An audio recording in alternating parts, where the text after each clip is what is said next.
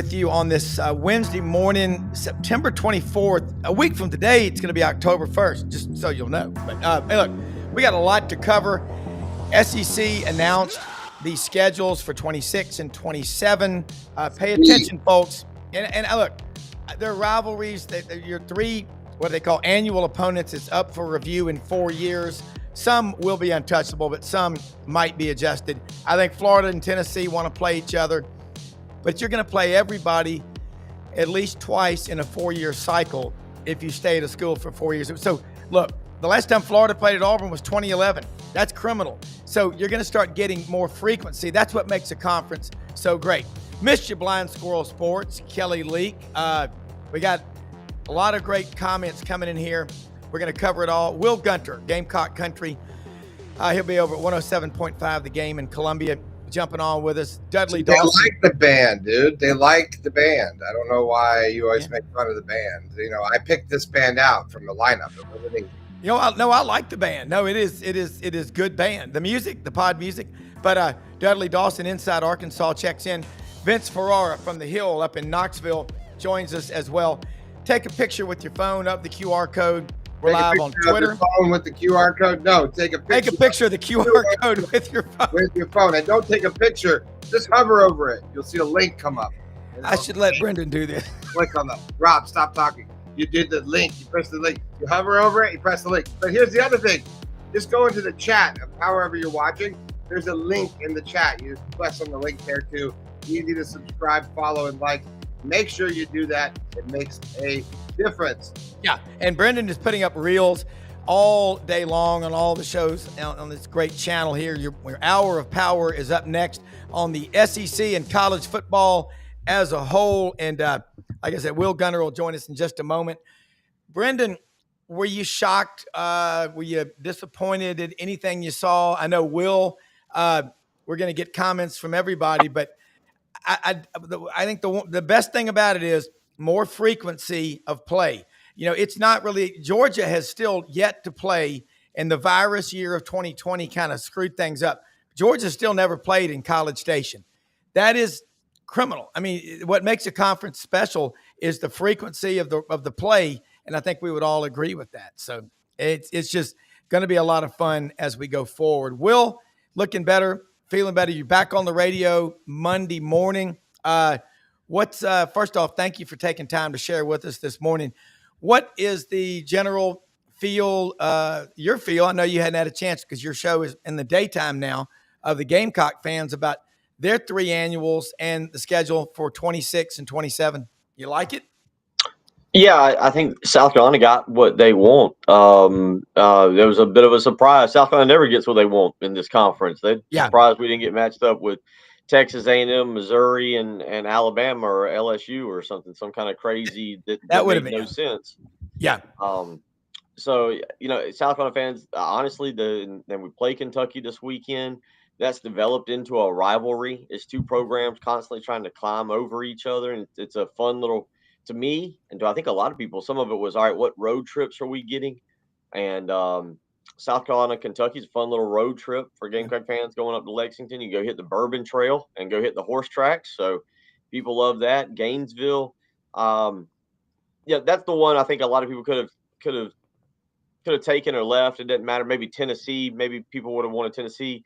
But obviously, South Carolina, Florida, with the Steve Spurrier connection, that's still a little bit of a thing. But it's in close proximity, an easy drive. And then everybody wanted Georgia. I don't know why, but everybody wanted Georgia. I do know why. Border rivalry and a history there. Georgia's like 107 in this rivalry. But I think everybody's going to be very, very happy. I got to go back and look what's going to be interesting, and what I thought was going to be interesting was going to be how they gave your other 6, who your other 6 ended up being. And as I just glance again, so next year, Mississippi State, Tennessee, and Texas A&M will be here in Columbia to go along with Georgia and Kentucky. And South Carolina have road trips to Alabama, Arkansas, and Oklahoma. And as I just do this off the top of my head, look, the SEC, it's a gauntlet no matter what. Yeah. But I think that's probably about as nice as you could ask for, I guess. It's kind of what they were talking about last night, but people are going to like that. I agree with you. But the best part growing up, South Carolina, Georgia was a really good game. I mean, I still remember the 1980 South Carolina, Georgia game. Georgia won that one, I think 13-9. George Rogers out of Duluth, Georgia, just north of Atlanta, where the Falcons used to train, had a fumble late in the game, tore him up. He still ended up winning the Heisman. Bob Fulton was the voice of the radio, I think, for the Gamecocks. I remember these things. Clemson, 62 miles from Athens, but South Carolina, Florida, South Carolina, Tennessee, South Carolina, Kentucky.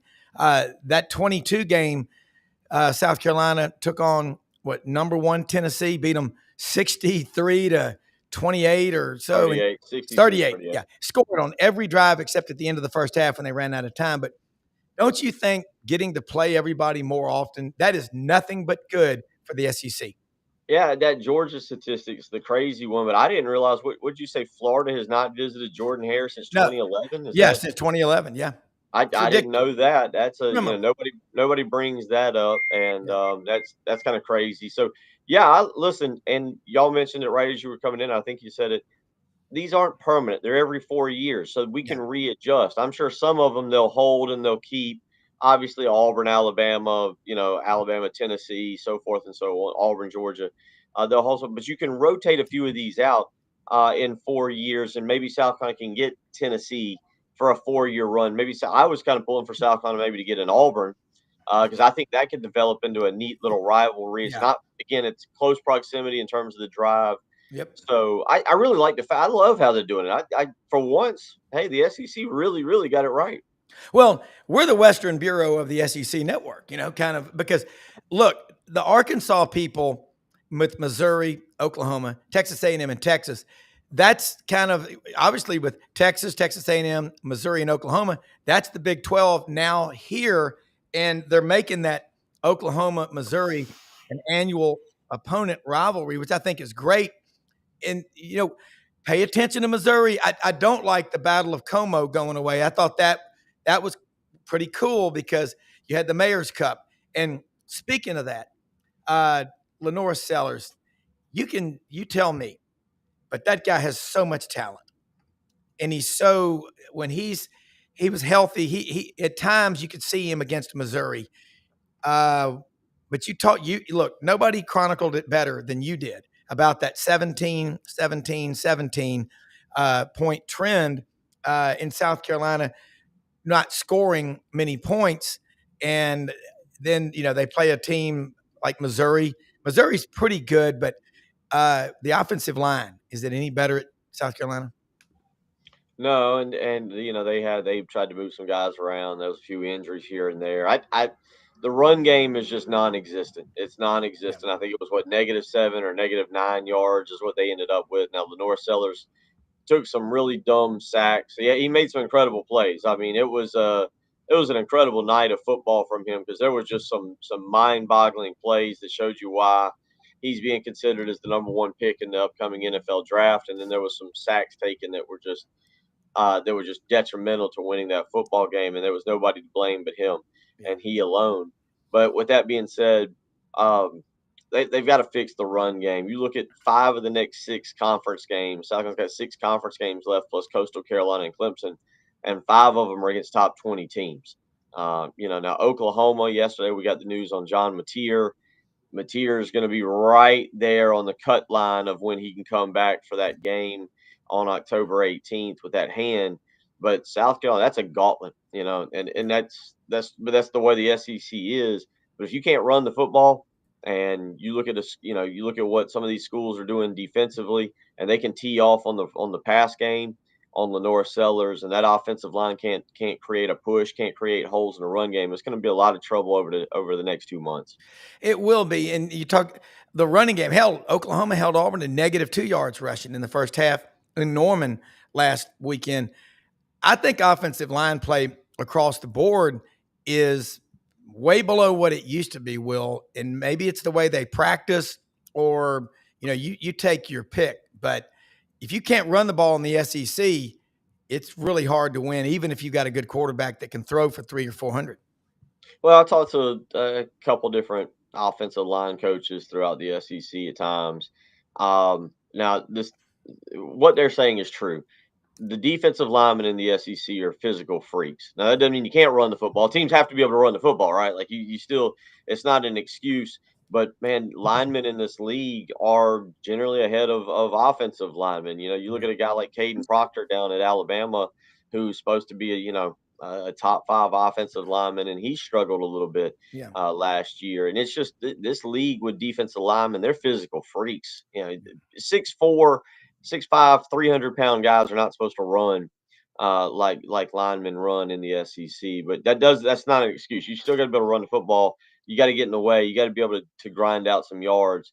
And South Carolina so far through 4 games, it hadn't mattered if it's an SEC school or an FCS school in South Carolina State. They can't do it. You're right. And 6'5", 280 and running a sub 540, that's a unicorn. That just is not, you do not see that anywhere else in the country. Now, a couple of years ago, Oregon had Kayvon Thibodeau, who was a giant, who was a freak. And I think he was committed to Clemson for a while before he ended up going to Oregon.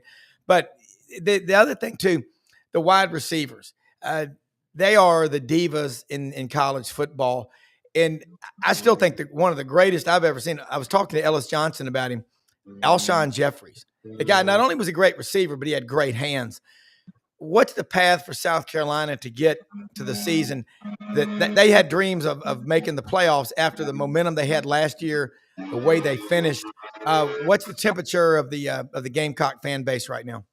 Well, obviously this weekend is a monster game. I think every game, when you play 12 of them like this now, every game is a must win, but this one has more significance right now. Unfortunately, we were talking about this yesterday. If you had to pick a team in the league that you would say, all right, who is the get right game? I don't know who you'd pick. And we're basing Kentucky kind of off of what Kentucky did last year. Kentucky's got the victory over Toledo and over Eastern Michigan, and they played Mississippi kind of close here a couple weeks ago. We don't know how good Kentucky is, and they're going to come in here. They're going to start Cutter Boley. It's going to be for his first start ever for the Wildcats. But this game is, you're right. We don't have enough time. You got to get to other guests. We got other things to do. But my philosophy, when you ask me that question on college football now, is how it's no longer when you get a Lenore Sellers or a Dylan Stewart or young players, you go, boy, we're going to let them develop, and let's look to 2026 or 2027 and how good our football team could be. It's a year-to-year thing. It's what is your team like in 2025? And I say because you don't know what's going to happen in the transfer portal. Yeah. Lenore Sellers may not be here. Dylan Stewart may not be here. Guys can enter the portal. Things can happen. And I say all that because as a fan base, if South Carolina loses on Saturday night and falls to 2-3 because of the expectations you said, that fan base may go, hey, I love college football, but I'll check on you again in March of 2026. You're done. You're 2-3. A fan base can check out on their program. Look at Florida State last year, the way their September went, and then we know how they finished, and then they come back, and now again, different year, new quarterback in Castellanos. There's excitement there. So to me, the thing on Saturday night is you're keeping your fan base engaged. You're keeping everybody on the same train moving forward because, as I'm trying to say in a very brief period, the way college football is, 2025 is going to stand on its own. You don't know what you got in 2026. For all I know, in 2026, you're going to bring in 70 new players, and the roster is going to look completely different. Well, I'm looking right here. I went to the Memphis, Arkansas game Saturday at the Liberty Bowl, 11 a.m., burning up. We were almost on the field there.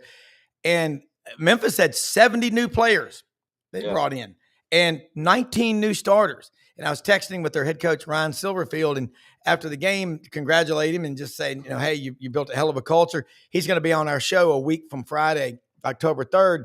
It's unusual to be able to get a head coach. Thank you, Dr. Bill Hardgrave, for that one. But you talk about understanding the ebbs and flows of college football. It's like a trader. You are literally like a money manager trading stocks. It's just constant turnover. And what you got to be careful of is, from a technical standpoint, too many capital gains, too many taxes, wiping out your deal. You make the wrong move in the portal. But again, the fans can go in the portal too. And you just mentioned something. I do, but March of 26, we'll be back with you. You don't want that to happen because one thing South Carolina fans are known for is loyalty. They're some of the most loyal fans in the country. But when you tease them, and I'm looking at these schedules, is this the order in which they play those teams? Because it shows in 26, South Carolina is at Alabama, at Arkansas, and at Oklahoma for the last 3. No. They have not announced. They're Yeah. going to announce the dates. Oh, yeah. Okay, they just put them in like that. Okay. But the 9 game and the ACC you're right over there, hedging in the ACC country. They've gone to a 9-game schedule. There are going to be a lot of coaches whose jobs, I believe, just got a hell of a lot tougher. Yeah, it's all going to. Everybody's got to learn. So what is this? It's going to start with, when you say a lot tougher, it's going to start with the College Football Playoff Committee. Are they really going to follow through on honoring strength of schedule? And then that's going to kind of come down.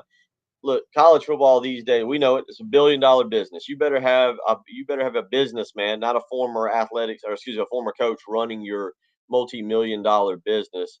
And college football here in the South is the big thing. And so, to my point, are we going to give coaches a little more leeway?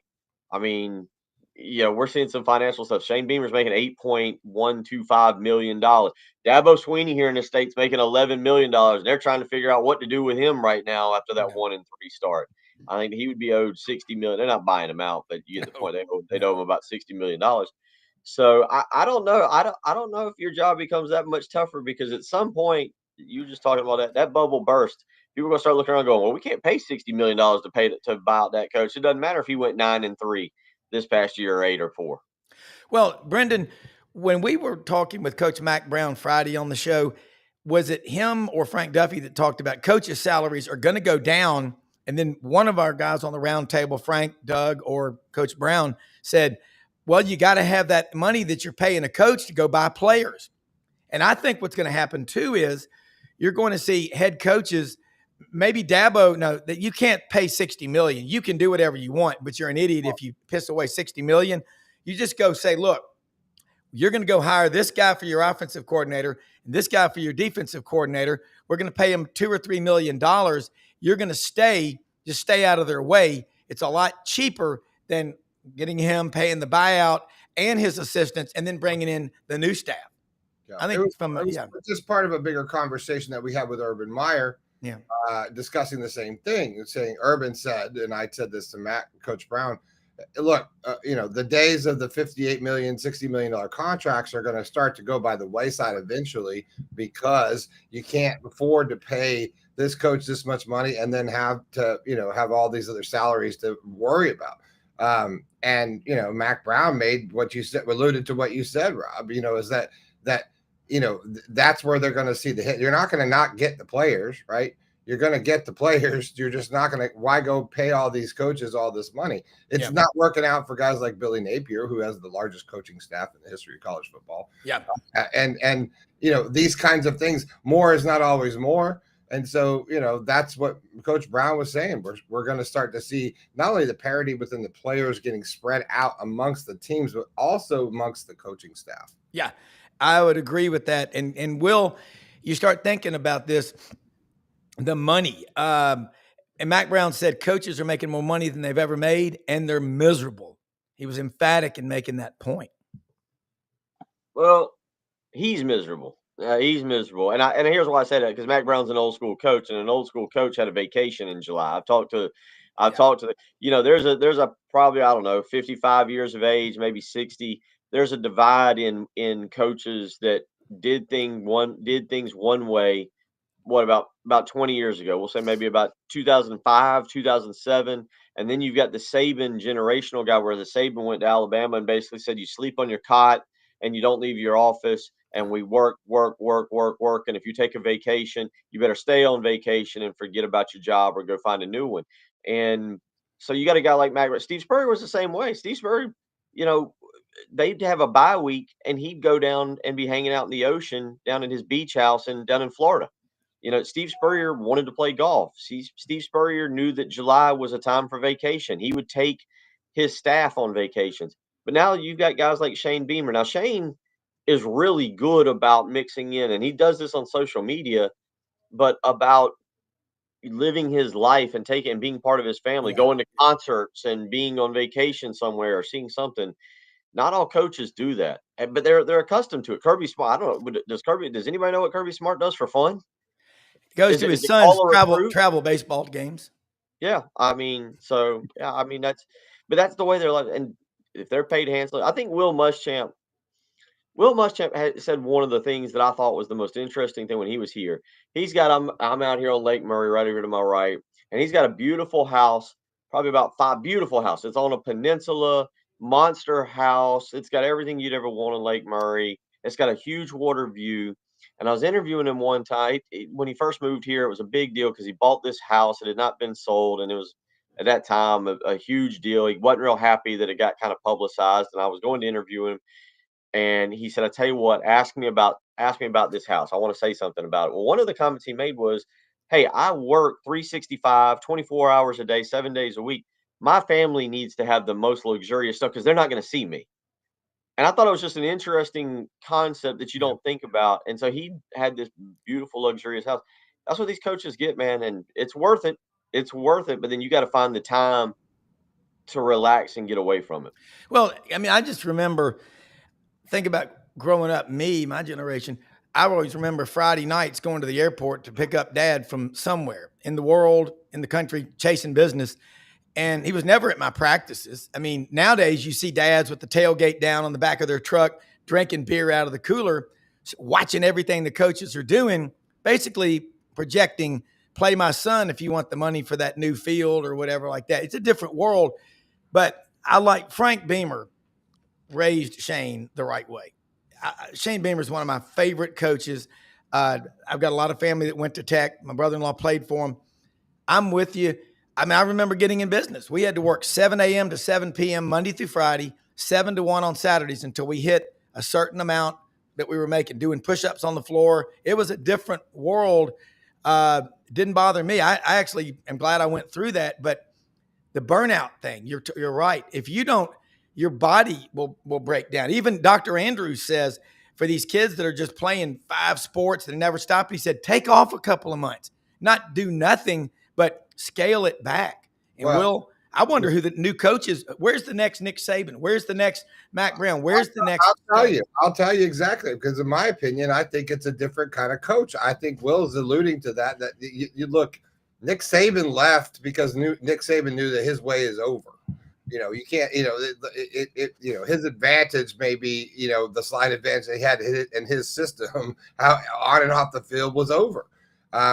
I think you look at guys like Mike McDaniel at the Dolphins. Yeah, you're right. I think you got to look at guys who are coming from a different era of understanding. Don't underestimate Madden and football and video games and understanding offenses and defenses. People are, audiences are far more educated and understands, a little bit more about the game, I think now. And guys like Mike McDaniel, that's just like smart football, different generational, speaks to that generation. I think those kind of coaches, in my opinion, are the future. Well, Will, you're thinking about that. I mean, again, who are the young coaches coming up? It used to be you could look on your staff and there'd be a couple of guys that were being pursued by other schools. How strong is this South Carolina staff? Maybe take a look at that. Yeah, I mean, you've got Clayton White, who is who's been in the running for some head coaching jobs, and we'll see where he is this year. That defense, it's kind of a "what have you done for me now" kind of thing. Last year, he could have struck if he'd have gotten it. He didn't get offered, but that was the time to strike while the iron was hot. Had of a job popped up. I don't know. On this staff, it is interesting on Shane's staff. You have multiple head coaches. Sean Elliott was a head coach at Georgia State. Mike Furry was the head coach at a school called Limestone that is actually now defunct. They brought in as an analyst Jeff Collins, who was at Georgia Tech. Yeah. So you've actually got a couple people who were former head coaches at different stops, and that makes it kind of interesting. But I don't know if there's a young up and comer like a Ben Arbuckle who's over at Oklahoma right now that everybody's kind of salivating over. Well, the lonesome end play. Yeah, that's Ben Arbuckle. And he's 29. Yeah, and Right. he was at Washington State for 3 years with John Mateer. Will, before you go, and tell people again how they can follow you about your show and, looking at this SEC top to bottom. I like to ask this every week, 1 through 16, stronger or deeper than last year or all of the above? Uh, that's a great question. Ask me that next week because I want to see Kentucky this week. Because if we did a power ranking, I think Kentucky would be 16. Maybe you put South Carolina at 16. I'm not sure. And I don't think South Carolina's a bad football team. And that's why I say, I'm looking at this conference, and again, normally you've got your higher up, your hierarchy, your top tier, right? You got your Georgias, your Alabamas, your if you want to throw Tennessee in there, now you got Texas. You got 4 or 5 that stand out, and then typically you've got 1 or 2 that are at the bottom that you just say, "Whew, those are the runts this year." Boy, I wish we were playing. Lately, it's been Mississippi State. Last year was Kentucky. Yeah. South Carolina's been there as a 2-8 team during COVID. Obviously, Vanderbilt normally holds that spot. Who is that this year? Yeah. I don't. This might be the strongest. I mean, you got Mississippi State going out knocking off Arizona State. We know if you just start going through the league. I mean, I'm not going to 16 teams. I think Kentucky is very competitive. I think South Carolina's lost to a good Vanderbilt and a good Missouri. And I don't know if y'all heard the stat the other night. Missouri in the last 3 years is 25-5. Yeah, that's the 4th best record in college football. Yeah, we don't pay attention. What Eli Drinkowitz has done at Missouri is very, very impressive. And if Florida opens up, you can talk about all these names. Florida would be wise just to go throw the bank at Missouri and Eli Drinkwitz. Eli Drinkwitz is the closest thing to Steve Spurrier that we've seen, and talking about in this coaching. I agree with that. And look, if Arkansas makes a move, he's from Alma, Arkansas, which is right there at the exit on I-40, Fort Smith, where you go 47 miles north to Fayetteville. So that's going to be a fun one to watch. I've been a fan of Eli for a long time, and they've got he can raise money. He's got a lot of money. They're going up to 80,000 at Faurot Field, and it doesn't matter who his quarterback is. Will, you're right about that. Look at what he done. That's my point here. But so to answer you, I think, and I'll see Kentucky and South Carolina this weekend, and those might be 15 and 16 in your power rankings. Yeah. But I think South Carolina's capable of stepping out and beating anybody in any other conference. Maybe not the top tier teams. And I might believe that. Let me see Kentucky this weekend again. New quarterback. I think he's a redshirt freshman. Cutter Boley is coming in. But I want to tell you that this is the strongest I've seen the SEC in a long time, from 1 to 16. Yeah. From truly 1 to 16, where any matchup could be any matchup. Somebody can, there's no true favorite on a given Saturday, especially if you get them in their venue on a Saturday night. So I think that's what I believe, but ask me that next week. And we're going to have Roman Harper on with us tomorrow morning from SEC Network, proud native of Prattville, Alabama, the Lions, and going to get his take on it. But Will, so glad you're in our prayers every day. Look, man, you look great. You're doing better. You're back on the radio, and I think that makes you happy. But, man, you know your stuff. Again, tell people your Twitter handle, and we'll let you go and do it again next week. Yeah, at just as it's spelled right there, at Will, W-I-L, Gunter, G-U-N-T-E-R. And, we're back. So, tune in 12 to 3 each and every day, and look forward to talking some football as we're in the thick of it now. Absolutely. Take care, man. Thanks for coming on. All right, we're going to take Dudley Dawson be checking in here in just a minute from inside Arkansas, up in the northwest corner. Dudley, love this studio, man. Brenden, I'm curious because I watched your podcast yesterday. I really like it, Dudley, that you did on recruiting. Lots of information, and this is a great background inside Arkansas that you're with.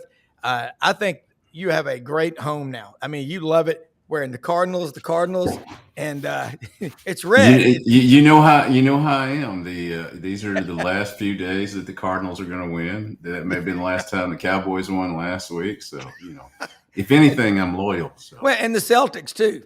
You're a yeah. hardcore Celtics fan. I tell you what, maybe one of the greatest basketball announcers, Johnny Most ever. I mean, with that gravelly voice, Dudley. Recruiting, it's the lifeblood. You talked about a guy coming in, a ninth grader, for people that evaluate that kind of stuff. It's the lifeblood of everything that you do. kind of set the table. I was at that Memphis, Arkansas game Saturday. Just looking at, I was 10 rows off the field, and just the body language. Sam Pittman, some coaches do this. He's by himself. He's not talking to anybody really. What do you think is going on in his mind? He's not immune to hearing all the outside conversations. No, he's heard it for 3 years, and he's said that point, and certainly he heard it after this weekend. Memphis has got a gutty team, got a chance to be one of those group of 5 teams, but that is not a game that Arkansas should have lost, being up 18 right before halftime. Right. And the way that they lose games, not only that they lose games, but the way they lose games has been a big time criticism. I think he's 7-18 in one score games now. Hugh Freeze is the only one that has a worse record in that during that time. Yes. And it's just one of these things. Went on last night, did another podcast. This is the third week in a row that Arkansas has had a commitment decommitted. And it's not down at the bottom of the decommitments; it's at the top. Yeah. Some of their higher rated players, and so the situation's coming to a bull here. Notre Dame's coming in this weekend. Obviously, you win that ball game, then you turn around for a minute, and the narrative changes for a second at least. Then you've got a tough schedule coming on. You put out a tweet yesterday that I really appreciated. That talked about how I don't traffic in rumors, and I don't, but I'm not stupid either. You hear all the chatter. The problem is you have to really slow down and think about. Does that guy really know what he's telling you, or does he have an agenda? And this goes all the way back to the Gus Malzahn Houston nut era with me in terms of trying to decipher who's telling the truth and who's trying to lead me down a path. Well, and obviously people are throwing names out there. Bobby Petrino 2.0, John Summerall. You still got to coach.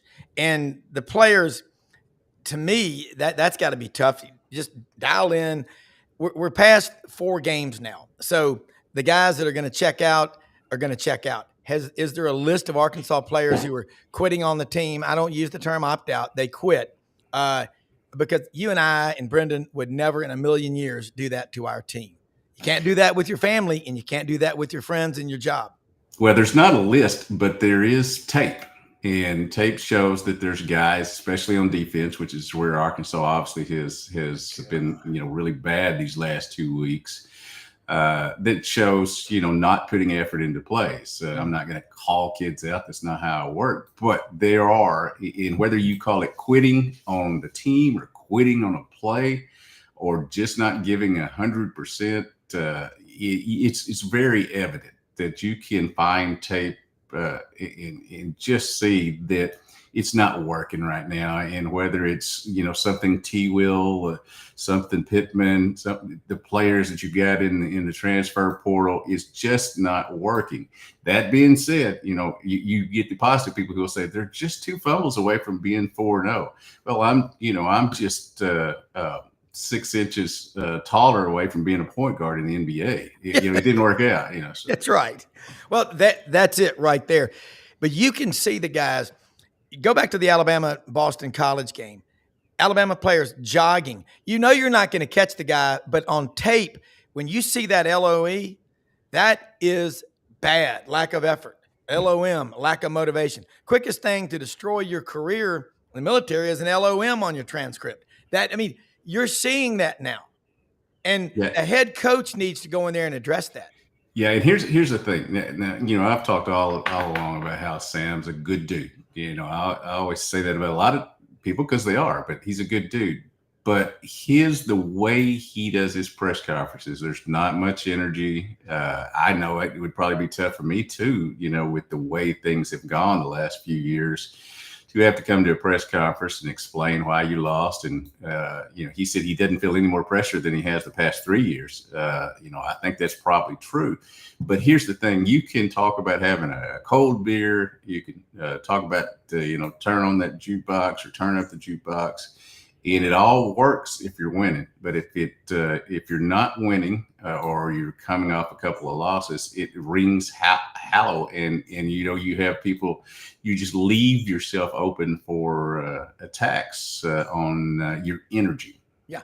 All right. The SEC announced. I feel like it's the lost art, Dudley, in the Steve Spurrier eras and the great coaches that would use the microphone to their advantage, whether it's to talk to the other coaches to get their team psyched up. I'll never forget, Spurrier talking about, they're hitting past the whistle. They're hitting past the whistle. They're bringing up these narratives, and it was mastery. It's a master class in media. It's a master class in how that's done. And I feel like a lot of these, Billy Napier, same way, gets up there and kind of regurgitates the same thing. Doesn't really use it as an opportunity to speak to his players and to the fan base. And sometimes I think that's forgotten. Yeah, and we've also, we talked about this the last couple of weeks, the 100-year check situation. Is Arkansas going to have a different AD? Is Arkansas going to have a different coach? Who's going first if they're both let go? The last time this happened, Jeff Long was removed as the athletic director, and Julie Comer-Peoples hired Chad Morris. So, there's a lot of people thinking maybe you should pick out that if you're going to have a new AD, maybe you should pick out that AD first. But this is a situation where you got people being fired every week now. Mike Gundy being the latest. I noticed he had a lot of decommits yesterday, or the program did. It is an intolerable situation, but it's where we're at. Well, you think about because now you have to think about how do you keep your players? You got to think about that now. I mean, Florida's going through this right now. Like, how do you keep Lagway? How do you keep these guys in place? Because I promise you, everyone, DJ Lagway is not a bad quarterback. No. Well, he's in one really bad game, right? I mean, where everybody can point out the 5 interceptions. And we've got stories that we heard this week on this show right here that Lagway pushed it too hard in the offseason. They pushed it too hard in the weight room, and that could have some implications on some of the staff members at Florida. So look, it's coming to Florida next, and people get excited about that stuff. Look, it's not an exciting time because you have to. It's like you have to find the new regime, and then you have to start over again. Yeah, here's one of the things. Here's one of the things I wanted to point out, and I get a lot of questions. You can guess, especially these last 2 weeks, especially these last few days. They're talking about Arkansas needs to go out and hire this and hire that.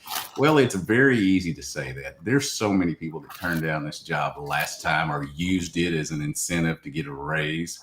And it's, it has not been a situation where it's been a job that has just attracted a lot of people. They've hit home runs when they hired Bobby Petrino. They hit home run when they hired Houston Dale Nutt, and it's being interesting around here. He's got a house up here, and people have talked about him being an exciting AD that could go out and raise money and all that. So that's playing itself into here. We get so many different. It's like one of my wife's, as she calls them, stories, soap operas that's going on there. I think an evil twin's going to pop in here any minute now. Well, Juracek was down on the field by himself on the sidelines Saturday, but I'm with you. You get people. You cannot have non-football people hiring coaches. Academics, they're good with algebra, with calculus, with architecture, whatever. Stay in your lane. But you've got, and you also need a committee of people standing around a round top table with no chairs. It won't take long to find the right coach. I agree with you totally, but here's the thing that needs to happen more than anything. We had a booster, and y'all know full well who he was, John Tyson, that stepped up and helped the hiring of John Calipari. Yeah. Somebody is going to have to care about football enough to do the same thing for Arkansas football. And as of yet, they have not. And that's why they're in sort of this situation they are now. When your AD goes on and talks about you don't have the resources to win, or you don't have the team to win, then your coach comes in and doesn't have the energy that people want to see you either mad about losing or happy about winning. Well, bottom line is, Hunter Juracek, if you want to be technical, that was a cry for help. We've got to have, you cannot just go to a handful of wealthy donors and expect them to carry the load. They'll do it, but they want other people. They want a grassroots. Few schools in America have as great of a populist, collective as the Grove Collective at Ole Miss. I mean, it's over 11 or 12,000 people. So Vince Ferrara, up there in the checkerboard, orange and white. There's the bear. I see me. He's there in the background. H&R Puffin stuff, baby. Hey, H.R. Puffin stuff used to be at Lakeland at the amusement park on I-40 coming into Memphis. I think that was at H.R. Puffin stuff. But Vince, first off, how you doing? How's the hip? And Vols got him a good one Saturday going down to Starkville. That will be a great 60 on Saturday. Yeah, appreciate it. Great to be on with you guys as always. Thanks for asking about the hip. The replaced hip is great. The other one that's really bad that needs to be replaced, that one not so much. So we're just under 5 weeks from the second one getting replaced. I have a totally new mindset on that one. I'm like, let's stink and go. I'm ready for that one after being nervous for the first one. Yeah. So it'll be much I believe better. the phrase is LFG. Yes. Let's fast go. I tried to clean it up a little bit, but you guys are all over it. Yes, women and children. That's right. But yeah, Tennessee took care of business with UAB, and like they typically do under Josh Heupel in those Group of 5 games or FCS games, jump out on them. They've outscored their opponents 83-7 in the first quarter this year. Mississippi State's been really good in the first quarter. We'll get to that matchup coming up. But they put UAB away, then they went to their backups, and their backups didn't play as well overall in that game. Gave up almost 400 yards to UAB, but that's what UAB did best is throw the football. And so things to work on, but you still got to play those young players, which is valuable.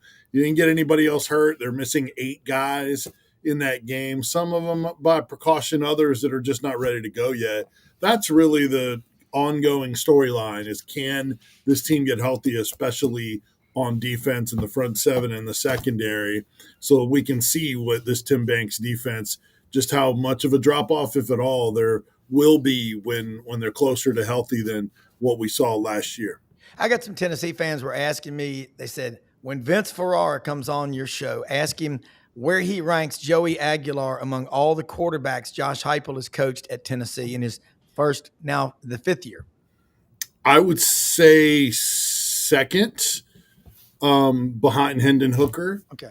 It was an extended period of time for Hendon Hooker. And so let's see Joey Aguilar in more than one SEC game. The first one passed with flying colors, did great, jumped out on Georgia. That's what really validates the numbers we've seen from Tennessee offensively, is it's not just against weak non-conference competition, is they put up all those points and yards against one of the best defenses we thought going into the year in Georgia. So I think he is exactly what this team needed, such an upgrade from before. They already have more explosive plays than they did all of last year in 4 games. That's a nice way to put it. Such an upgrade. It is. Wow. Well, I mean, Nico Iamaleava and his brother Madden going to UCLA, and just what a disaster. 11, 12 million people in the Semi Valley out there. All the UCLA considered, again, one of the public Ivies, and it's awful. It's absolutely awful. I mean, but you know what? Josh Heupel, an elite quarterback coach, and I think they don't have to deal. I think you've got one of the most grateful and appreciative young men playing quarterback for you in Joey Aguilar. And can he come back next year? Is he eligible for another year? No, because he's eligible this year because of that Diego Pavia. Okay. Junior yeah, well, I wouldn't put away the idea just yet. Yeah. Don't say never. But no, he's 24 years old. Okay. His maturity shows through. Yeah. He's always smiling. He connected with his teammates right away. He knows how to throw the deep ball and put an air under it to let his guys go get it. Chris Brazzell, who kind of struggled. He was very limited in his his productivity last year. People expected a lot more in him coming over from Tulane. He's a lot more comfortable. He's confident now. high points of football. And very similar to Dante Thornton, who jumped up in his second year also in this off. For whatever reason, it takes a second year for receivers to get comfortable and to take the jump. Even go back to Jalen Hyatt. It was a second year in the offense when he finally figured it out. And same with Cedric Tillman, who made a jump also. So that second year clicked. It's Mike Matthews' second year. He's a sophomore. It's Braylon Staley's second year as well. And then it's a second year for Chris Brazel. Those are the three guys, and they get most of the targets. They get most of the throws. They've all been on the receiving end of deep balls. They're all versatile in playing their positions. Aguilar is cool. If he throws a pick, he had one off a deflection. Next series, whatever, go down the field, they score again. Yeah. So I think that's a good sign for kind of these road venues. But this will be the first SEC road venue he's going to see. He's played North Carolina and Clemson before. Cowbells and what he's going to see at Alabama and Florida in terms of venom, going to be at another level. But, man, all signs are he and the rest of that offense, including that offensive line that, as Matt Sims, analyst and former Vol, told us this morning, he's like, I haven't heard a lot about the offensive line. I watched them. They're doing a good job. But when you don't hear about your offensive line, that means they're doing a good job. Tennessee's only given up 2 sacks. One of them was on an intentional grounding. So they've really done a nice job run blocking, pass pro. That helps you get those explosive plays. Yeah.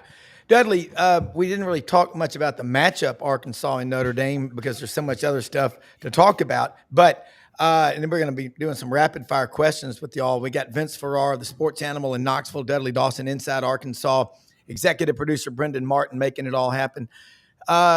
What's the path to victory against Notre Dame? They're 1-2, and Arkansas is 2-2. What would happen if Arkansas didn't fumble? They might be 4-0, but there's a reason they're 2-2. Yeah, you are what your record says you are. Yeah. I can't remember who said that, but it was, I think that there was a lot of people who thought that Arkansas would win at Ole Miss and Memphis and be 4-0 coming into this game, and that Notre Dame, who obviously has played a tougher schedule with Miami and Texas A&M coming to their place, that, thought it would be a little bit more of a matchup than 2-2 and 1-2. But that's what they've got here. Both of them have had trouble on defense, not breaking any scoops there.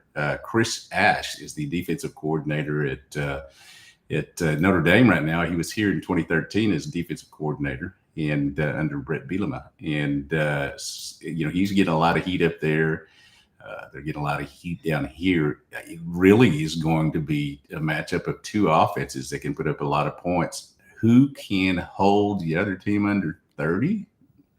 Maybe. I mean, and that's not the thing you want to go into a game, but that's where they're at. And Marcus Freeman the Notre Dame coach made a statement this week. He said, we don't go in not wanting to score 60 or not give up 50. We just want to win by 1. And that's what both of these head coaches mindset has to be this week. I don't care how you do it. You got to get out of here with a win, because it's another fork in the road for both of these teams. Well, another thing, too, special teams play is god-awful across the country. I just don't think they're spending the time on it. The kickers, the punting, but especially the kickers, there's some really bad special teams play. All right, Vince, what'd you think about the schedule that Tennessee got? Permanent opponents, annual opponents. It's up for review in 4 years. They're not going to touch your rivalry with Vanderbilt. They're not going to touch your rivalry with Alabama. Mm-hmm. So the third one that they might, who knows? Yeah, no, you're absolutely right. That was the one that was in question. Would it be Kentucky? Would it be Florida? I think those were the two that most of the fans wanted. Personally, I wanted to see Florida, the intensity of the rivalry, what it means to the fan base. When you put games in importance, it's Alabama and Florida in one category, and then it's everybody else after that. And so I would have liked to have seen that, but I'm fine with Kentucky. It's the team they've played the most in the league. I think it's the 10th most played series in the country. So the whiskey barrel rivalry, or the oaken barrel, or whatever. Yeah. Yeah. And geographically it makes sense also, which is something that they factored in. And look, they got to make all the puzzle pieces work for all 16 teams. And guess who's number one on Kentucky's wish list? It's Tennessee. Yeah. So they weren't going to skip over that to give Tennessee see all three. I personally think they requested Kentucky anyway, but it works out better. I didn't really have many complaints about anybody when I looked at all of it laid out. Yes, it's tough for Arkansas, but Dudley, what else is new, right?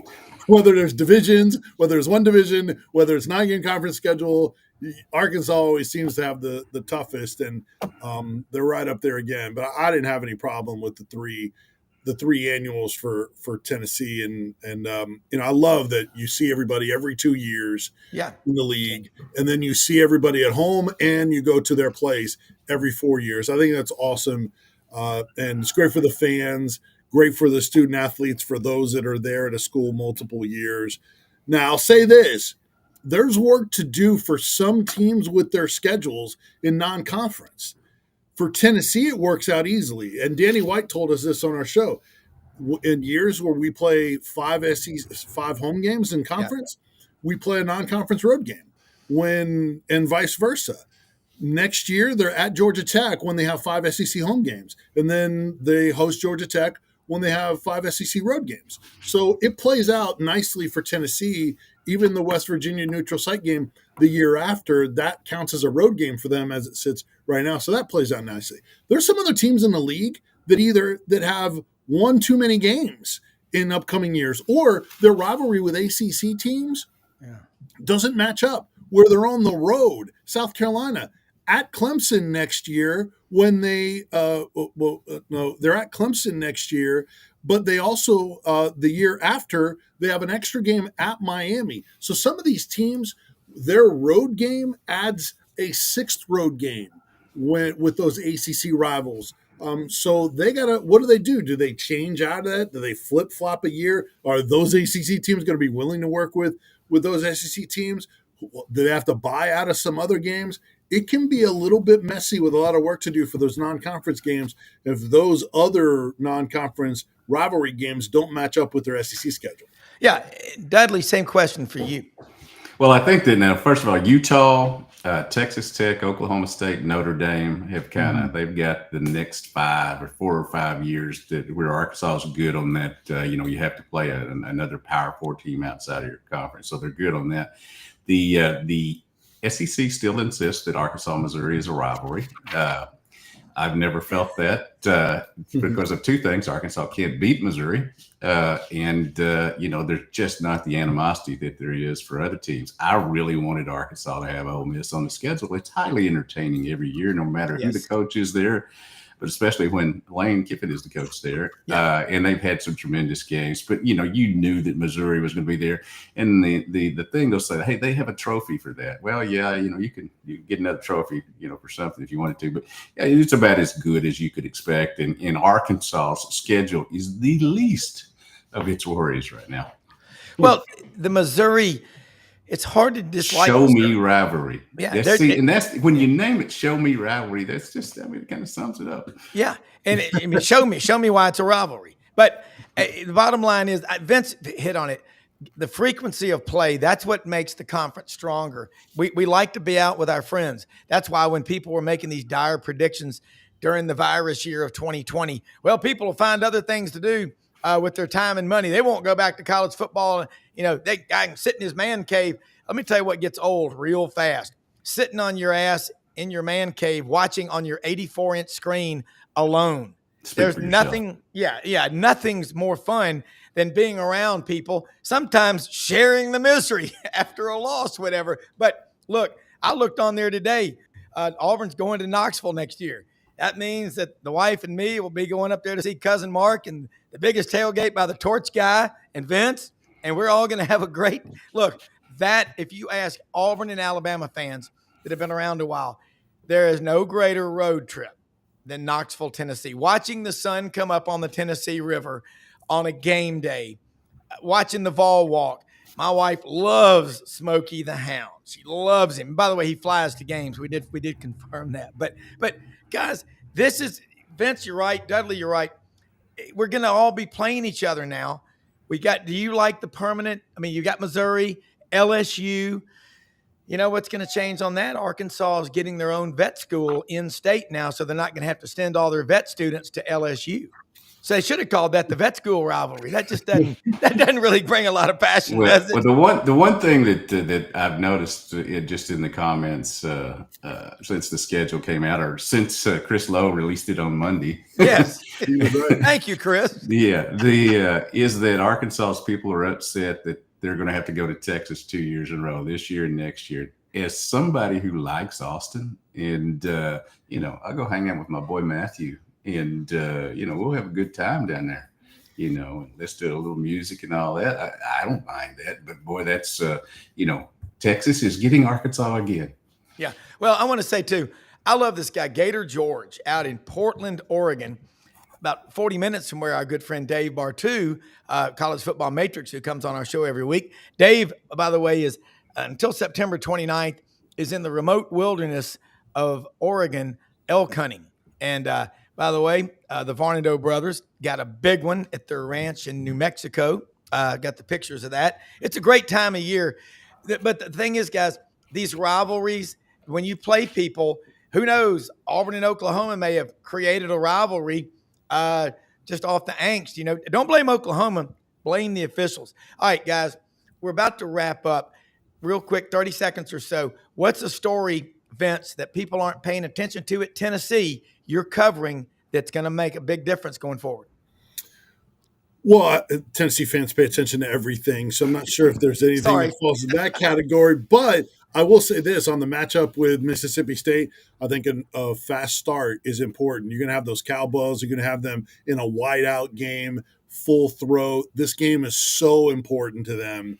My goodness, they are so ready for this, and they could make the Jeff Lebby era if they can win this game. So Tennessee's got to get off to a fast start. I think running the football will be something that will give Mississippi State difficulty with. I think Tennessee will separate from Mississippi State in the second half and get a challenge from them, but they'll win that game. Going to be a big one. Dudley, same thing. I'm not going to go with what people are not talking about. I'm going to go with what they don't understand. I have seen so many different reports of what Sam Pittman gets if he's retired, or however you want to put it. Everybody's got different numbers. Surely somewhere there is a contract that says something that.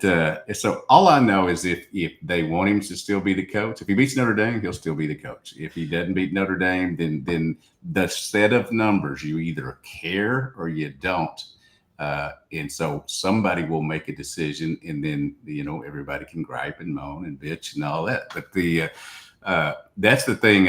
Everybody has a set of numbers. But there's only one number that matters, and that's W's. Yeah, or six Popeyes franchises. Who knows what he gets? But it's going to be fun. Dudley Dawson, Inside Arkansas, Vince Ferrara, the Sports Animal Knoxville. Thank you so much. We'll do it again next week. Thanks, guys. All righty. Let's say something about our sponsors, folks. You got to have wheels. You got to be able to drive.